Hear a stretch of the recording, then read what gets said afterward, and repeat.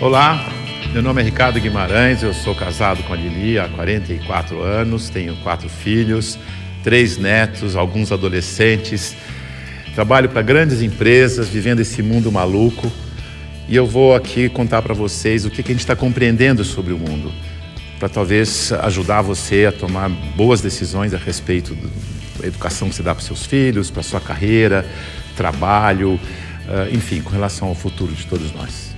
Olha isso aqui. Esse desenho, ele significa o que está acontecendo com o mundo. Parece um cardiograma, mas não é um cardiograma. Ele mostra que tem um momento que as coisas estavam muito paradas, quase mortas, e começa a acelerar, e passa a ter uma animação, uma vida que não tinha antes. Tudo ficou acelerado. Sabe por quê? Por causa da tecnologia de informação e comunicação. Nessa fase, tinha pouca gente no mundo e a tecnologia de informação e comunicação era muito rudimentar e cara. Telefone fixo no lugar, imagina. Demorava muito para as coisas acontecerem. O cenário era estável, quase parado, lento, previsível, controlável, simples. Acontecia uma coisa de cada vez. Nessa fase, criamos instituições com hierarquias poderosas que controlavam o mundo. E nós nos sentíamos muito seguros, porque tudo permanecia igual por muito tempo. O indivíduo se submetia ao grupo, abria a mão da sua individualidade, aprendia a regra do jogo e a vida seguia em frente. Isso deu certo por um bom tempo. Aí, com mais gente no mundo e com uma tecnologia de informação e comunicação mais poderosa e mais barata, todo mundo tomando decisão o tempo todo, numa velocidade absurda, o mundo começou a ficar instável, dinâmico, rápido, imprevisível, transparente, fora de controle, complexo. E nessa dinâmica toda, além da instituição, surge um novo personagem muito poderoso. O indivíduo conectado em rede, que acessa tudo e a todos o tempo todo. Mobiliza pessoas, trabalha, produz conhecimento sem precisar das estruturas e da permissão das instituições. Aquelas instituições hierárquicas e controladoras estão tendo que aprender a lidar com esse novo cenário, com esse novo indivíduo mais conectado, mais livre, mais móvel, mais bem informado e crítico. O mundo mudou tanto que pessoas de muito sucesso naquele cenário estão tendo muita dificuldade para manter seus negócios e empregos nos dias de hoje. Eu vou contar a história de um executivo muito importante, de uma organização global, poderosa, que estava tendo problemas enormes, prejuízo, perdendo o mercado em todos os países em que tinha operação. Tinha brigas políticas internas entre departamentos, entre regiões, escândalos públicos, corrupção no financeiro e tudo acontecendo ao mesmo tempo, com toda essa transparência ao vivo e a cores do tempo real. Esse grande executivo viu aquele cenário e disse: eu não dou conta dessa complexidade, dessa velocidade, dessa transparência toda. Eu me demito. Aqui está ele. É o nosso querido Bento. O Bento foi sucedido por um outro executivo, que parece que foi feito sob encomenda para lidar com essa época de tanta inovação, onde o indivíduo tem que ser mais autônomo, mais senhor de si, não se submeter à instituição, mas, pelo contrário, liderar a instituição. Chico aceitou o desafio. Aqui está ele, de um jeito fácil de comparar e ver a diferença entre ele e o Bento. Veja que o Bento está arcado, submetendo ao protocolo e às regras da instituição. O Chico está mais senhor de si. Para ele ajudar a igreja, ele tinha que mudar a igreja. Para mudar a igreja, ele tinha que criticar e propor novas maneiras de fazer as coisas. Porque do jeito que deu certo no passado, não era o jeito que ia dar certo no novo cenário. E ele começou a criticar e a mudar tudo usando o discernimento, o bom senso e os seus valores, que são os mesmos da instituição. A cadeira, por exemplo, ele pediu uma cadeira mais simples, mais leve, mais prática, que ele mesmo pudesse carregar.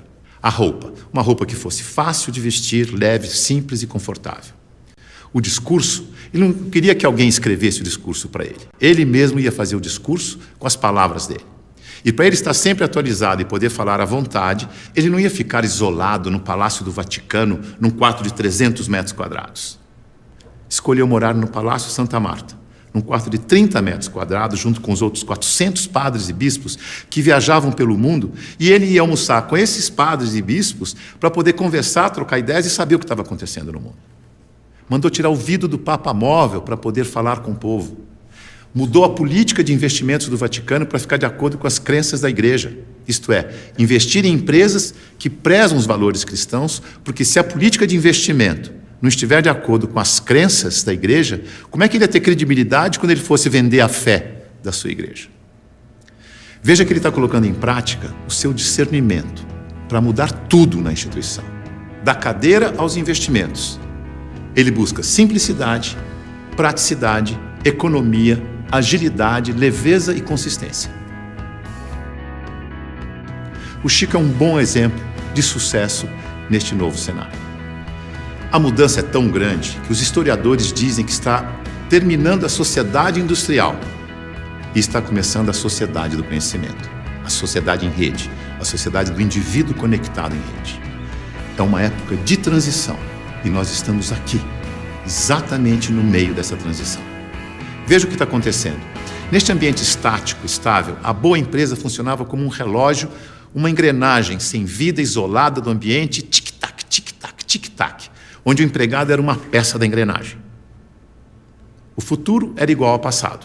Na medida em que o ambiente foi ficando mais mutante, mais veloz, novidade a toda hora, imprevisível, a empresa tem que se atualizar, aprender e evoluir o tempo todo para não desaparecer. Não é mais conservar, mas é adaptar-se, aprender, evoluir. Não pode ser um relógio que se repete eternamente igual, mas um sistema vivo, aberto, interativo, que aprende e evolui sem parar. E as pessoas não podem ser peças de engrenagem que se repetem sem pensar. Tem que ser células vivas, sensíveis, críticas, interativas, que trocam ideias, sugerem soluções, como o Chico. A boa notícia é que a gente sabe gerenciar muito bem os sistemas vivos. Sabe por quê? Porque nós somos sistemas vivos.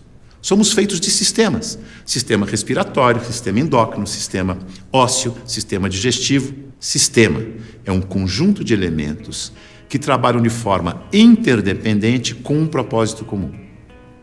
Como o nosso corpo. O ponto mais importante para a saúde do nosso corpo é a interdependência.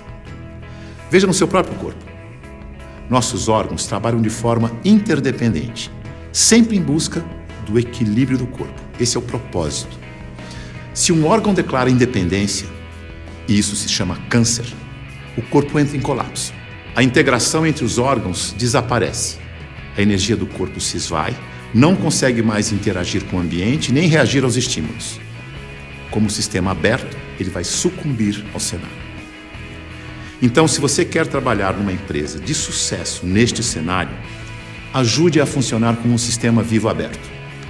Você sabe, porque você é um sistema vivo aberto. Mas aqui vão algumas dicas para ajudar. Use o seu discernimento, seu bom senso e intuição. Confie em você. Promova a integração e a interação, onde você estiver. Seja sensível a informações relevantes para aperfeiçoar seu trabalho e a empresa.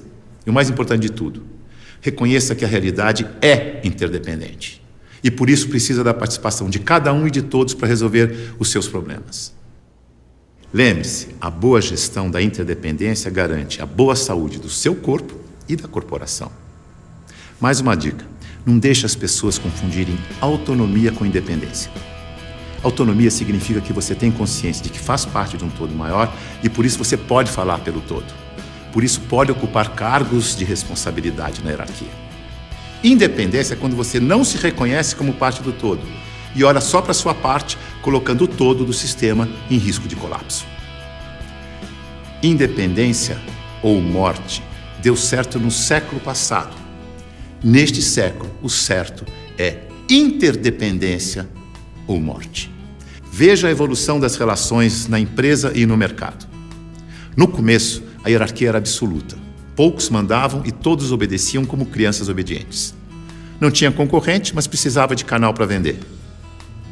Depois, a empresa cresce, a hierarquia permanece, mas as áreas passam a ter seus chefes. As crianças ficaram jovens e, como jovens, andam em tribos.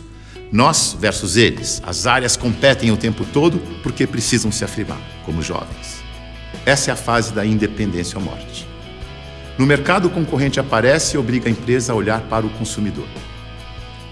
Hoje, a competição continua, mas vai ter que conviver com a cooperação para sobreviver nesse mundo mais veloz e mutante, em que a interdependência fica cada vez mais importante.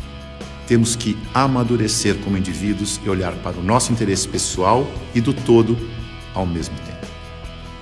O Papa Chico, quando falou do meio ambiente na sua encíclica, ele não falou com os cristãos apenas. Ele falou com todos que vivem neste planeta, que ele chamou de a nossa casa. É isso aí. É nós, junto e misturado. Essa é a real. Esse é o futuro, com as pessoas mais valorizadas, mais bem informadas e fazendo melhores escolhas para suas vidas. Boa sorte.